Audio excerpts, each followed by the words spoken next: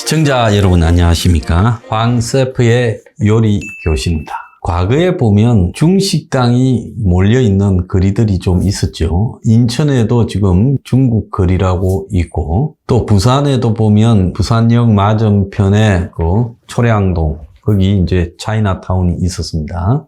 또 도심에는 보면 중식당보다는 주로 이제 이 이태리 식당 이런 것들이 쭉 좀 모여 있고 그랬습니다. 또 한편으로 보면 부산이나 이 지방에는 가면 이 복집이 복집대로 몰려 있고, 또 어떤 동네 마장동 같은 데는 이 고깃집이 그 마장동 도축장에 있었으니까 이렇게 해서 동네의 거리마다 특정 어떤 비슷한 업종들이 식당들도 쭉 몰려 있어요. 그래서 이제 이런 이 모여 있는 거리, 그럼 장사가 되냐 물어보니 모여 있는 게 더 잘 된다는 거예요. 옛날에 부산에 보면 부산의 그 부영극장부터 쭉 보면 영화의 거리, 요즘 거기 그렇게 돼 있나요? 자관 그 거리를 보면 부영극장이 있고, 그 다음에 부산극장이 있고, 맞은편에 대영극장이 있고, 그 옆에 제1극장이 있고, 그 옆에 이제 국도극장이 있고, 왕자극장이 있고, 그래서 이 극장은 모여 있어야 서로 장사가 잘 된다고 극장 관계자들이 이야기하는 것도 들었어요. 오늘 무슨 이야기를 하려고 이런 소리를 하는가 하면, 지금 남미의 브라질, 제일 큰 나라 브라질에서 대통령 선거가 끝났는데 1차 선거가 되어버렸습니다. 오는 10월 30일 2차 선거를 한대요. 왜 2차 선거냐? 사실 모든 언론들이 거의 룰라가 유력하다. 2일날 이제 선거를 했는데 끝났다. 그래서 남미의 주요 6개 나라가 전부 빨간 색깔이란 건 좌파 정권으로 물든다. 자, 이런 보도가 나왔고, 브라질, 멕시코, 아르헨티나, 콜롬비아, 칠레, 페루 6개가 다 좌파가 됐다. 그래서 어게인 룰라, 경제 붕괴가 불러왔다. 그렇게 이야기를 하고 노동자들을 등에 업고, 그리고는 부패미로 깜빵도 가고, 그래서 이제 브라질의 극우 정권, 보우소나루라고 하는 극우 정권을 불러왔다. 그렇게 이제 비판을 받다가, 또 보우소나루가 극우로서 많은 실수를 하니까 룰라가 다시 이제 또 되살아나서 이제 대선에 출마했어요. 그런데 1차 대선에서 그냥 끝나버릴 거다. 브라질에는 대선에서 50% 이상을 득표해야 1차에서 끝나고, 과반수 득표자가 없으면 또 한 달 뒤에 2차 대선을 치르게 돼 있습니다. 그런데 원사이드하게 끝날 거라고 봤던 브라질 대선이요, 룰라가 48.4 그리고 보우소나루가 43.3으로 둘이 차이가 한 5% 나면서요, 사실상 원사이드 하지 않고 어렵게 겨우 이기는 일이 발생을 했습니다. 어지간하면 보우소나루가 워낙 트럼프를 추종하고 또 코로나 때 보였던 행동이나 여러 또라이 짓을 많이 했어요. 룰라가 압도적으로 이길 거라고 봤는데 막상 표를 깨니 둘 사이의 표차가 크지 않은 일이 발생했습니다. 자, 그래서 지금 현재는 그래도 30일 날 투표를 하게 되면 룰라가 이기지 않겠나 보여요. 그건 왜 그런가 하면 남미에는 좌파 포퓰리즘이 유행을 하고 있습니다. 물론 남미의 이런 좌파 정권이 집권해서 잘하는 게 아니라 집권하고 부패, 정경 유착부터 시작해서 경제 붕괴 등 여러 가지 지금 실정을 거듭하고 있음에도 불구하고 우파보다는 좌파가 득세하고 있어요. 그런데 반면 건너편에 유럽 대륙을 보면 극우가 득세를 해나가고 있습니다. 아직까지 극우가 집권한 것은 큰 나라 중에는 이탈리아밖에 없습니다만은 점점 독일이나 프랑스에서도 지금 극우가 집권 세력화되어 가고 있고, 제 생각에는 다음 대선에서 프랑스에도 마린 르펜의 이 극우 정당이 집권하게 될 것이라고 보고요. 독일도 머지않아 극우 정당이 제2당 위치로 올라갈 거라고 보고 있습니다. 영국의 트러스도 결국은 영국의 보수당 안에서도 극단적 오른쪽에 있는 사람이죠. 그러다 보니까 지금 오늘 아침에 한국에는 한 칼럼에 유럽의 위험한 여자들이라는 이런 기사가 나서 취임 2주 만에 트러스가 극단적인 우파 정책으로 영국을 위험에 내몰았다. 또 여러 가지 극우 혐오를 조장하고 있는 여자 무솔리니 멜로니도 변수다 이렇게 나옵니다. 자, 그런데 이 유럽의 포퓰리즘은 극우로 가고 있고 남미의 포퓰리즘은 극자로 가고 있습니다. 오늘 황세프가 연구해 볼 부분은요. 어느 언론도 보도하지 않은 이 문제. 왜 미국의 뒷마당인 중남미에는 극자로 죄다 몰려가고 극자 포퓰리즘으로 또 오랜 이 중도 합리적 전통을 가지고 있는 유럽은 극으로 내몰려 가고 있는가 하는 부분에 대한 새로운 시각을 말씀드리려고 합니다. 먼저요, 가장 큰 차이는요, 유럽에 지금 극으로 가는 부분의 공통점은 딱 하나입니다. 난민, 이민, EU 내에서 노동 이동에 반대, 그래서 반EU로 가고 있죠.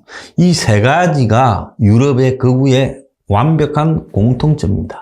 영국이 브렉시트를 하게 된 것도 이 세 가지가 원인이에요. 근데 남미를 한번 봅시다. 남미는요, 누가 남미로 살러 가지 않지 않습니까? 그러니까 난민은 유럽이 직면하고 있는 이민 난민의 문제나 EU 같은 노동이 자유로운 그런 체제라는 것이 없는 겁니다. 남미 베네수엘라의 경제가 붕괴됐을 때 사람들이 전부 이웃나라 콜롬비아로 가고 또 브라질로 가고 다 흩어져서 탈출을 하지 않았습니까? 그렇다고 브라질이나 콜롬비아에서 외부에서 나오는 난민 이민을 반대하기 위해서 극우 이런 게 형성되고 세력화하지를 못했죠. 그래서 남미에서는 전부 다 미국으로 가려고 하거나 중남미에서 가장 큰 꿈은 미국으로 들어가는 거잖아요. 그러니까 탈출하고자 하는 사람들이 많기 때문에 경제 붕괴에 따라 점점 더 심해져요. 그래서 탈출이 문제인 남미에서는 들어오는 유입되는 이 새로운 인종들에 대한 거부를 가지고 있는 유럽과는 판이하다. 그래서 남미에서는 극우적 시각이 형성되어 있지 않다는 겁니다. 이 유럽은 다수가 이 중산층을 이루고 있고 극소수 상류층 기득권을 이루고 있죠. 반면에 빈민이 좀 적은 상태죠. 그런데 남미에는 어떻습니까? 극소수의 기득권이 있고 대다수가 빈민층입니다. 자, 그러니까 이 좀 안정된 사회인 유럽에서는 지키고자 하는 이런 가치가 성행하니까 아무래도 기득권 지향적인 극우가 더 강하게 작용하고 있어요. 그러니까 일반 중산층 이하 서민들한테도 극우가 먹혀드는 거죠. 그래서 물론 유럽에서도 상류 기득권에 대한 좌파 시각의 반대가 있습니다만은 본질적인 문제는 상류 기득권에 대한 비판보다는 외부에서 밀려드는 이런 이 타인종, 타민족에 대한 용인을 하는 좌파 세력에 대한 분노가 더 큰 상황이에요. 그러니까 우파 중에서도 극단적이면 극단적일수록 더 득세를 하는 겁니다. 그러니까 이 멜로니의 정당이 4% 지지에서 곧바로 26%로 올라간 원인이 여기에 있다고 봐야 되겠죠. 그런데 이제 그와는 반대로 말입니다. 이 남미에서는 다수가 대부분 못 살아요. 극소수만 잘 삽니다. 그러니까 이 극소수에 잘 사는 사람들에 대한 분노를 조장하면 이것이 표를 얻는데 큰 도움이 되겠죠. 그러니까 항시적으로 좌파가 기득권 소수에 대해서 싸우자라고 이야기하는 게 먹혀들 수 있는 토양이 있는 겁니다. 물론 이 유럽에서도 극우 성향을 띠는 대다수의 사람들은 중산층 이하 서민들입니다. 왜? 새로 밀려드는 외부의 사람들과 민족들과 자신들이 밥그릇을 놓고 싸우게 되니까 거부감이 강하고 오히려 유럽의 상층들은 저임금 노동력이 밀려 들어오는 것이 나쁠 게 없다라고 하면서 EU에 앞장을 쓰죠. 그러니까 영국 같은 경우에도 런던을 중심으로 많이 배우고 또 재산이 있고 그래서 발전 가능성이 높은 사람들은 EU에 남자고 했어요. 그래서 영국의 금융자본이나 문화자본 이런 데 앞장서는 영국 소수 상류 기득권층은 대다수가 다 EU 찬성을 하는 입장이었고 영국의 쇠락해버린 지방의 과거의 공업도시 이런 데에서 또 농촌 지역 이런 데에서는 대다수가 EU에서 벗어나자. 그래서 싼 외부의 노동력이 들어와서 자기 일자리를 위협하고 또 이 복지 보조금을 축내는 부분은 용납할 수 없다라는 이 인식을 갖고 있는 거죠. 지금 이탈리아에서도 이탈리아가 남쪽에 있다 보니까 아프리카 중동에서의 이민 난민들이 많이 몰려들고 또 이탈리아가 중국 자본이 많이 침투해서 과거에 이탈리아의 그 실크라든지 패션이라든지 제조업들을 많이 장악했어요. 밀라노부터. 그런 부분에 대한 거부감들이 다 누적되어 있다가 무솔리니와 같은 그런 파시즘적인 생각들이 대중들에게 번져가는 겁니다. 결국 이유라는 것은 프랑스나 독일이 저거 좋다고 한 일이고 우리는 여기서 벗어나서 따로 살아야 된다. 과거에 민족적인 파시즘을 장려하던 무솔리니를 추종하는 멜로니가 지금 이탈리아에서 드디어 총리까지 오르게 된 거죠. 자, 남미에서는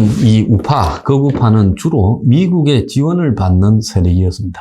그래서 미국이 쿠데타를 지원했던 이 칠레, 또 미국이 마약 사범들을 제거한다면서 우파를 지원해서 정권을 탄생시킨 콜롬비아, 그리고 또 브라질 같은 경우에는 군부 통치가 있었고 아르헨티나도 군부 통치가 있다가 그때는 우파 성향을 띄었죠. 그런데 이제 거기에 좌파 혁명이 일어났고 또 그런 것들을 갖다가 혁명의 역작용이 결국 우파 세력을 브라질에서 형성했지만은 그 우파의 방향이 약간 똘끼충만해지면서 실패하고 있는 것이 보우스나루 현 대통령이 보이고 있는 형태죠. 아르헨티나 같은 경우에는 페론주의가 아르헨티나를 지배하기 시작하면서 군부 정권 아니면 페론식 좌파가 이렇게 지금 대치해온 정권 형태였죠. 근데 남미의 지금 이 후진성, 그리고 남미의 빈부격차, 양극화 등이 사실상으로 극복될 가능성이 별로 없다는 게 지금 암울한 겁니다.